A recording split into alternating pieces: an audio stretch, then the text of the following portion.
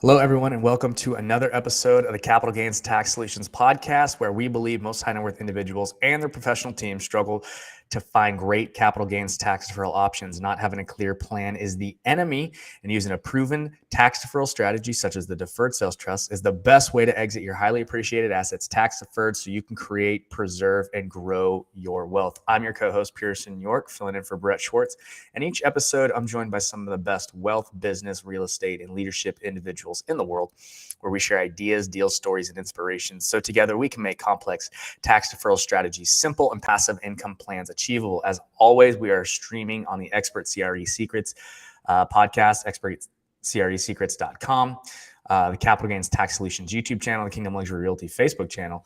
And please rate, review, subscribe, hit the like button, notification bell, all that kind of good stuff, so you guys can get updates and never miss an episode. And I'm super pumped for our next guest. This guy's done over $1 billion worth of real estate, and he's just a wealth of knowledge and wisdom. Chris Larsen, how you doing, Chris? Pearson, I'm great, man. Great to see you. Yeah, awesome. So tell us a little bit about how you got in. What's your story? Yeah, man, I started when I was still in college, age 21, bought my first residential property, and you're out in Newport Beach. So, I mean, I think your property taxes are about what I paid for that first property. It was $90,000, a 3-bedroom townhouse in Blacksburg, Virginia, near Virginia Tech, where I went to school. And I thought that was the way. I thought that was like the best way to do it, was buy several residential properties, rent them out, pay them off over a period of time. It was a simple plan, but I ran out of capital. So I went out and I got a real job, quote unquote, real job. I spent 18 years in the medical device industry, and I really fell in love. I got to work with neurosurgeons, orthopedic surgeons, and got to work with technology that I studied in my undergrad and my engineering program.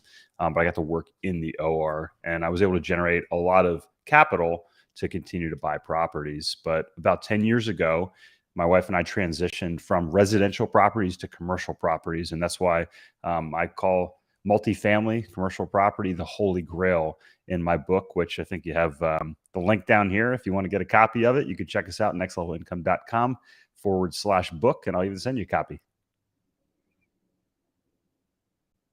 Awesome. So, Chris, how did you go from medical sales to full-time real estate? So honestly, because that's exactly what I did. I was in medical sales, device, DME, that type of thing. And, there's still a little piece of me that's like, man, that's a good gig. Like, do I really want to give that up? How did you make that transition? Yeah. So you probably can relate. And my buddy said when I left, he's like, what do you hate money, Chris?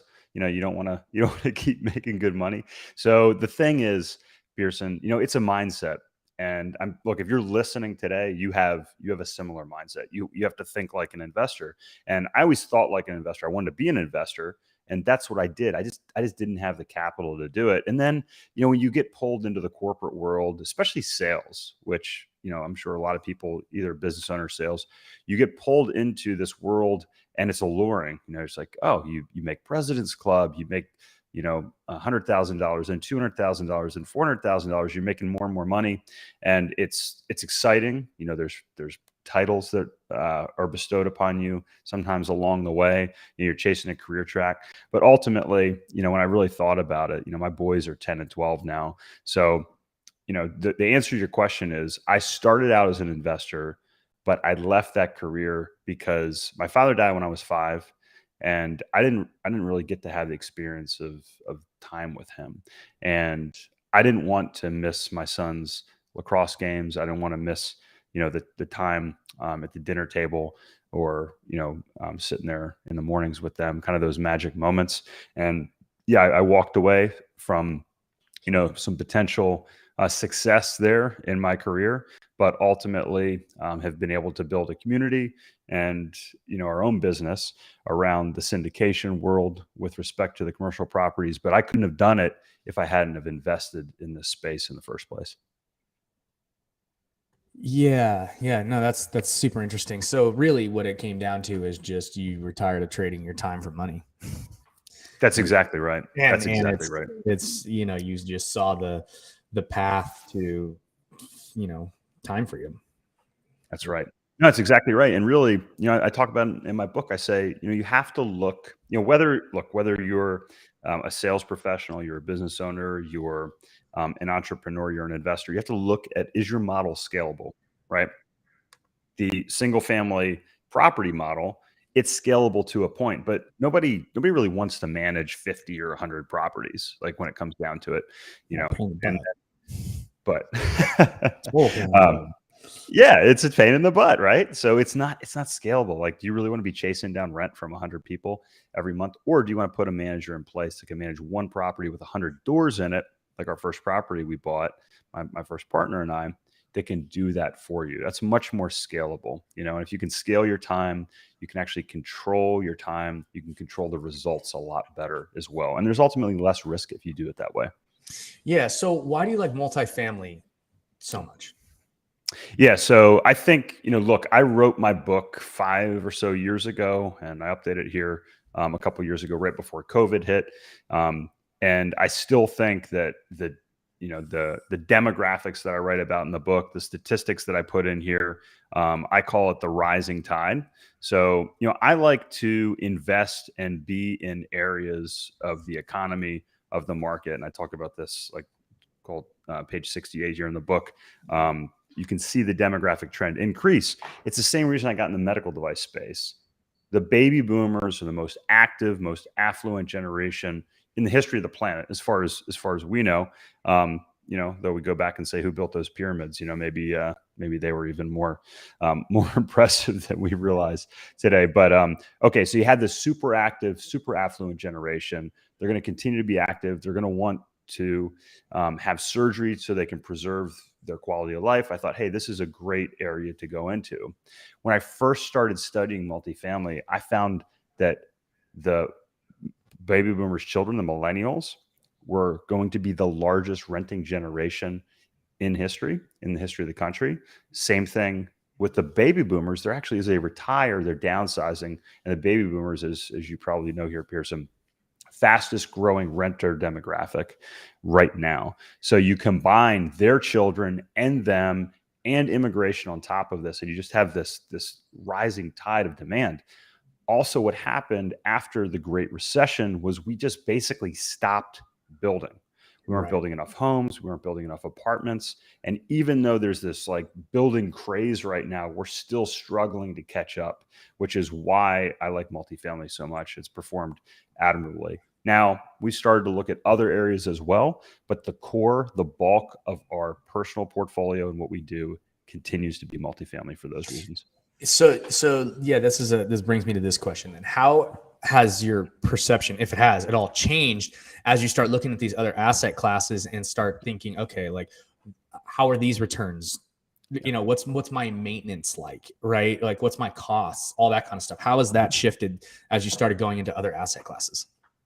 Yeah. So kind of focusing on multifamily first, I think we have to be cognizant that last year, 2021, was the best year by almost any measure for multifamily in history. So, we had just record rent growth, we had record occupancy, we had record cap rate compression, all these things, right?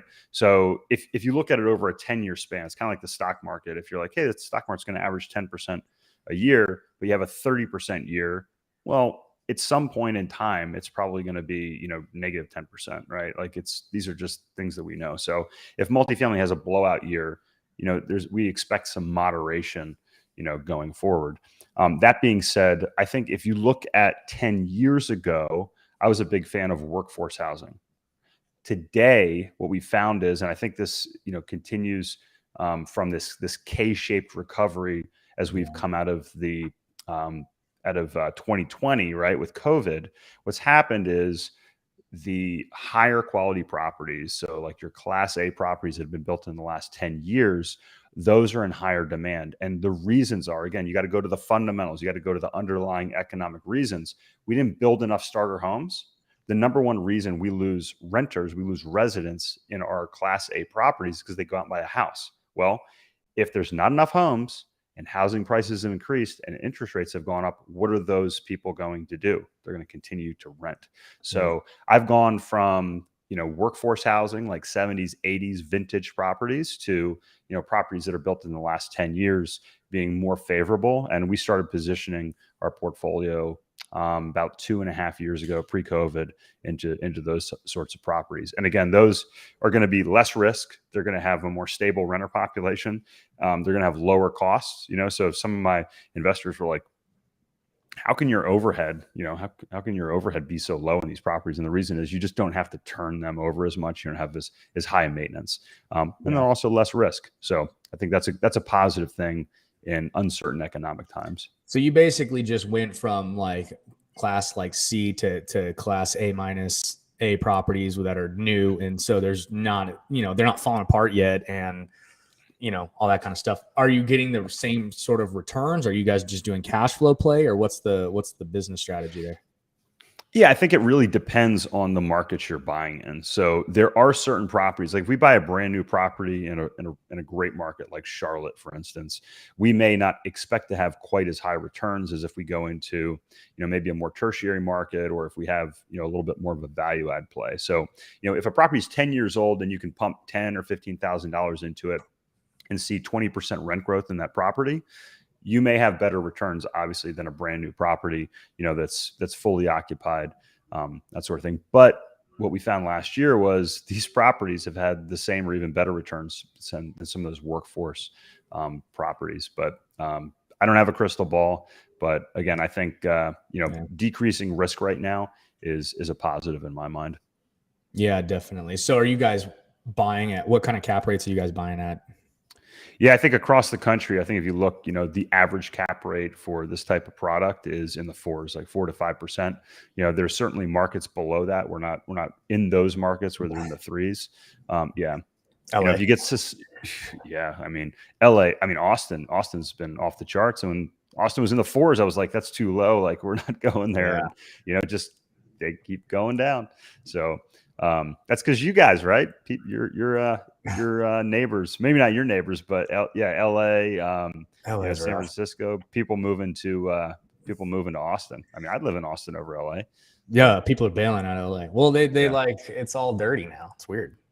Like they just let it's a bummer. Homeless people do whatever they want, and it's just like, yeah, I don't know. It doesn't make any. Yeah.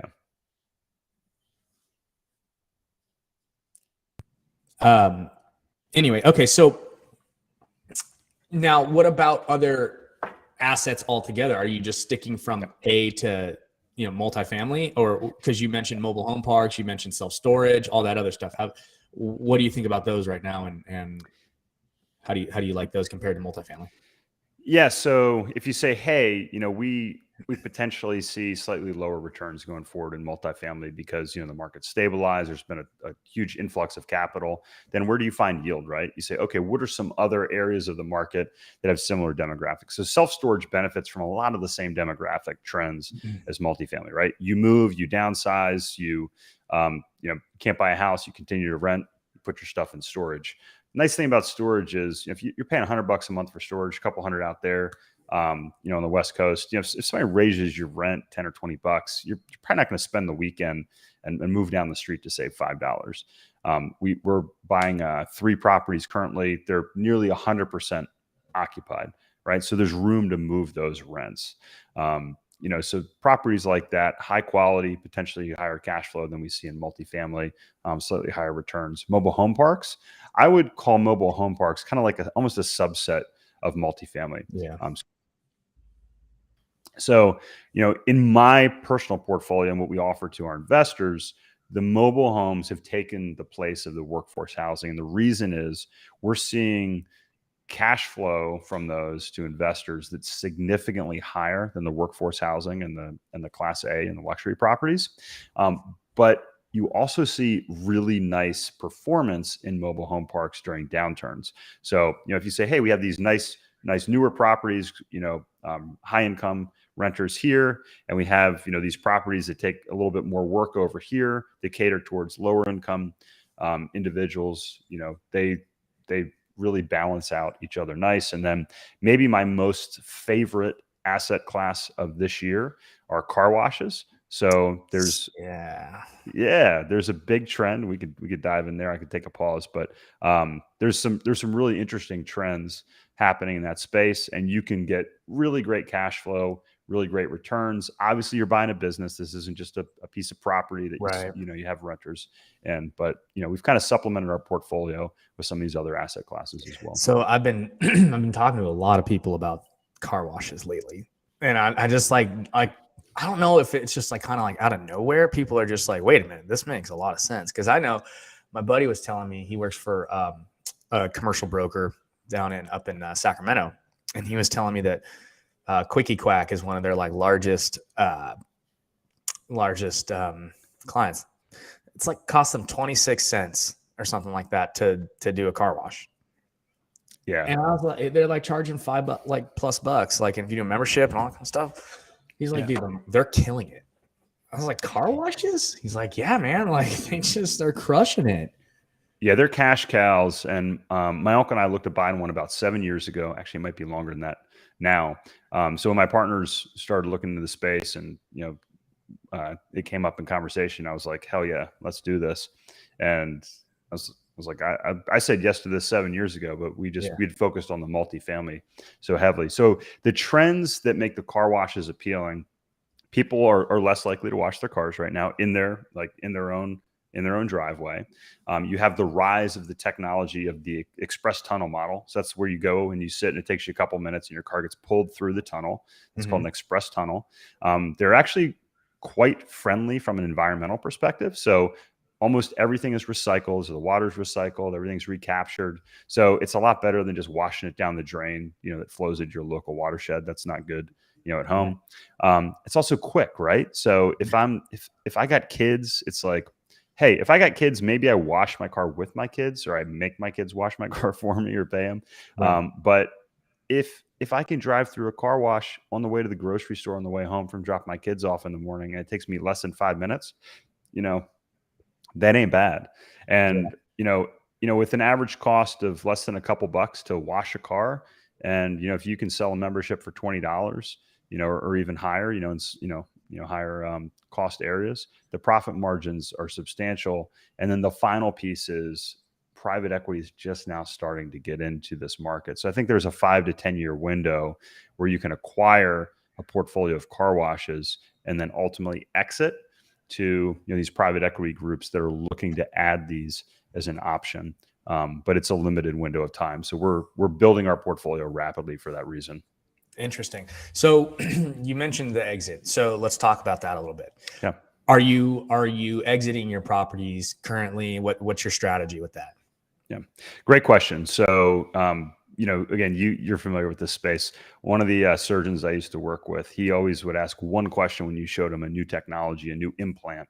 He would say, how do I get it out if something goes wrong? Like, how do you remove it from the patient if there's an issue? And the last thing you want to do is provide a therapy to a patient where it could go wrong and there's really no solution, right? So the last thing you want to do is buy a property or invest in something that you can't sell, you can't ever get out of, right? Like that's one of the reasons the stock market and REITs are popular. People can liquidate quickly. It's also one of the reasons why they're so volatile. Right. So, from multifamily perspective, we look to exit opportunistically. So look, if we say, hey, we're going to give say a 2x return to investors over a 5 or 7 year timeline, and we can do close to that in half the time, we're gonna exit and do that for investors, give them liquidity.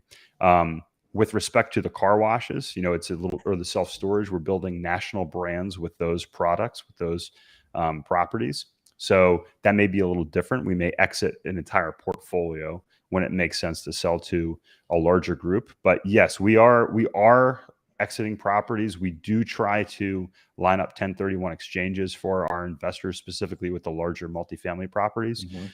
This year, it's definitely been harder with the rise of interest rates. So we try to be conservative. Our number one goal is to preserve capital.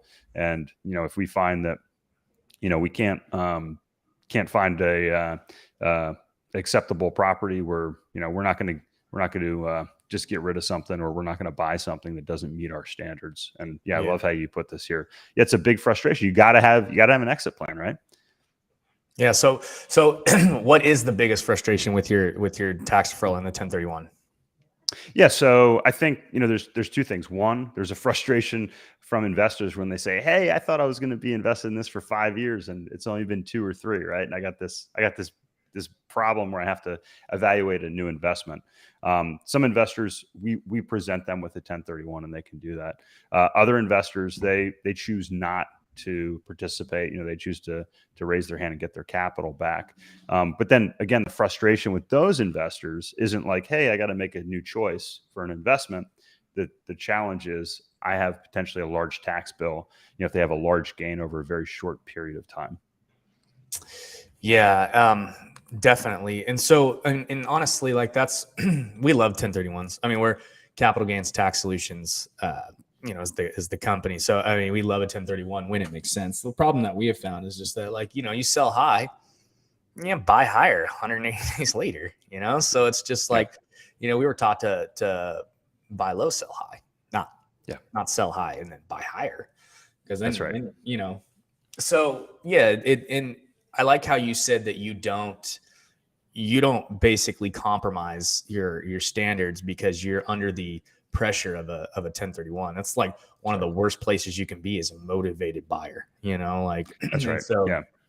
And so that's like, we really like applaud you like with that. So, but on the flip side, I'm curious, have you ever heard of a deferred sales trust? Have you ever used a deferred sales trust? Well, fortunately, I've known Brett for a couple of years now, and I've seen him present at some different events. I've definitely, brought it up to certain investors because, I think, the great thing about a deferred sales trust is it gives you flexibility. Right. And, again, I don't, when we sell a property, we don't make the investors enter into a 1031 exchange. We say, "Hey, here's the property. You have the option to do this." And I just got off the phone with an investor today, and he's going to have a large exit. He's selling some properties, and he's leaving the area that he's got these investments. So he's not going to manage them anymore. Well, he's going to be challenged to find adequate properties for what he's looking for. So for an investor like that says, "Hey, look, I need to sell these properties. I'm leaving. I can't manage them myself anymore. I don't know if I'm going to be able to find anything over this period of time."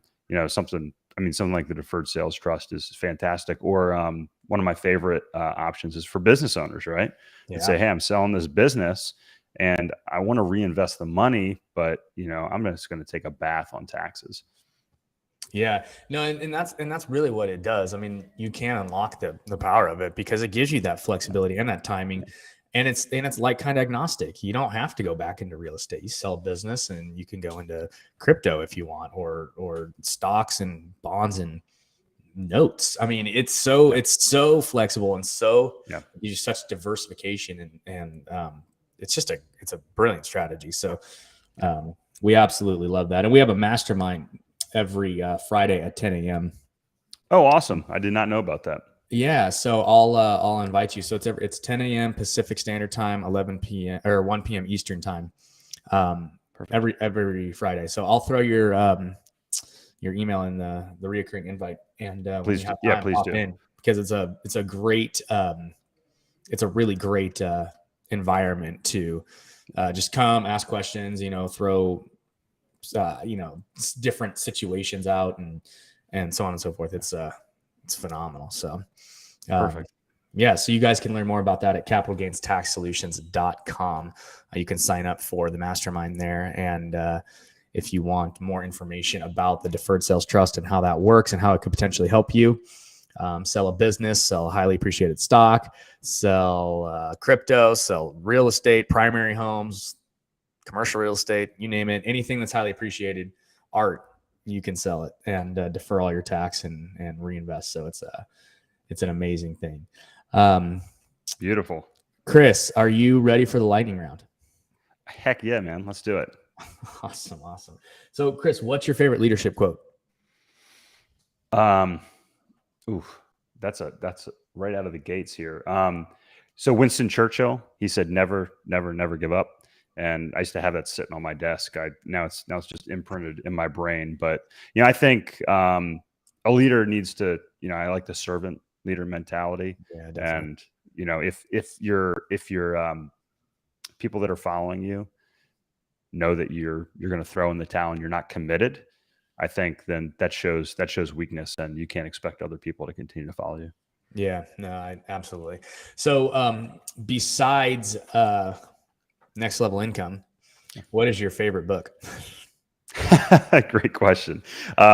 So I know we're talking about finances and money here, but the thing that I think about more than finances is health. And money and health are tied together because you can buy a lot of resources that can improve your health. My favorite book that I've read in the past couple of years is called Lifespan. Mhm. And it talks about aging is a disease and how it is not inevitable. So look, if you're creating true wealth for your family, figure out a way to extend your life so you can continue to make a large impact on the world. I think that book can help you do it. Yeah, that's awesome. What are you most curious about right now? I have two boys, 10 and 12.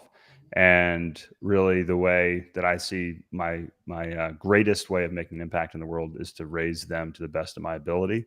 So I'm continuously trying to figure out how can I be a better parent. And my wife is listening here in the background, and she's probably nodding her head up and down, because it really is a humbling experience. Yeah, I got 3 of them myself. So Yeah.